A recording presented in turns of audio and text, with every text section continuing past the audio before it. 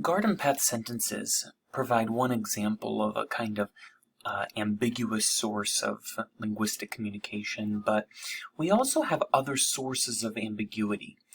For instance, there's a potential that your unclear enunciation might cause problems for your hearer, like if they can't hear the difference between whether you're saying pill or bill with a P or a B.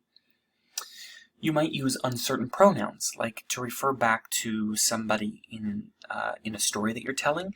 If you have two male characters like Peter and Paul, and you use the pronoun he, it might be unclear whether you're referring to the one character or the other. Another source is that you might be implying something, but kind of expecting your listener to make an inference that might be just too big of a leap. It might be difficult to understand the logic from point A to point B, or why you brought up this second topic, because it was a clear connection in your mind, but they didn't see the train of thought that led there. Or you might have sentences with confusing grammar, like we saw in the case with garden path sentences, but there's other kinds of confusing grammar as well that we'll learn about a little bit later in today's lesson. But when you encounter these sources of ambiguity, there's usually a way of resolving that ambiguity, or making it clear for the listener what you actually intend when you're speaking. And these sources of potential resolution look like this. If you could potentially be enunciating something unclearly, in that situation, you're much more likely to articulate your words better if the word that you're trying to express is unpredictable given the context. So you're more likely to kind of just recognize the potential ambiguity there and do what you can to enunciate the word more clearly. If there's uncertain pronouns, you often recognize that that's going to be the case, and you repeat the noun, like the person's name, if the pronoun would be ambiguous. If inferences are too big of a leap, sometimes you expressly attempt to make the connection more explicit. And if there are sentences with confusing grammar, you might alter your intonation, so you're using prosody to kind of more clearly communicate that you intend the sentence to be understood one way versus another. Or you might insert the word that in order to avoid garden path effects, like we talked about yesterday. But it's important that we recognize that these potential resolutions only work if you have enough time to kind of pre-plan and step back and recognize the difficulties that your hearer is experiencing. However, these resolutions break down under time pressures. So if you're trying to communicate in a situation where where you don't have a lot of time to kind of pre-plan what you're saying, then you're much less likely to engage in these kinds of corrections that might resolve the potential ambiguities. Also, the type of ambiguity that you're dealing with matters a great deal. Some types of ambiguity are much easier to spot and avoid than other kinds. The speaker has to be able to see that something might be confusing for the listener before they can adjust what they're saying to kind of correct that potential ambiguity.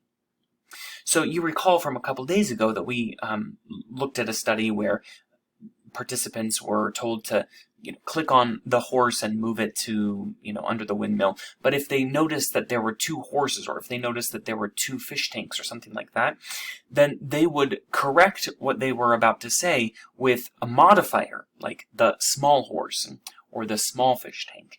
And in that situation, they were able to correct for a potential ambiguity and allow for the listener to have a much easier time following the instructions that were given. However, this kind of ambiguity that's illustrated here between two different sized horses is much easier to spot than some other kinds of ambiguity. For instance, in one study, participants saw a scene like this with a large bat and a small bat. In other conditions, participants saw a scene like this with two different bats, but of different kinds. So there was a linguistic ambiguity.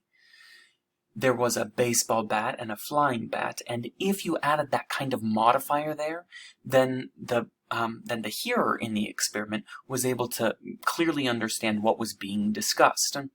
But without those modifiers, a simple word like the bat was unclear. And then finally, in this condition here, there was no ambiguity present because the foil was not a bat of any kind, it was actually just a goat. So across these three different conditions, the researchers expected to find that people would modify the word bat to different degrees depending on the type of ambiguity that was present. So in this first condition here, where two different kinds of bats were obviously conflicting with each other, the amount of time that participants would refer to just simply the bat without any kind of modifier like the big bat or the small bat was just 1% of the time. Most of the time, almost always, the participants recognized that there was some ambiguity present and referred to the objects as either the small bat or the big bat. In this more tricky situation where the ambiguity was linguistic and not so obvious, the amount of time that participants just said the bat was as high as 40%, suggesting that many participants did not recognize the potential ambiguity here or the confusion for the listener between the two different kinds of bats. And here in the final control condition, the percentage of time that was used to just describe the bat single without any kind of modifier was 65%. And, maybe 35% of the time still participants were referring to this as some kind of flying bat or the brown bat or something like that. But this gives you a clue into how difficult it can be sometimes to recognize different sources of ambiguity and to step back and recognize that your hearer might be confused and to try to circumvent that by correcting or clarifying or resolving that ambiguity.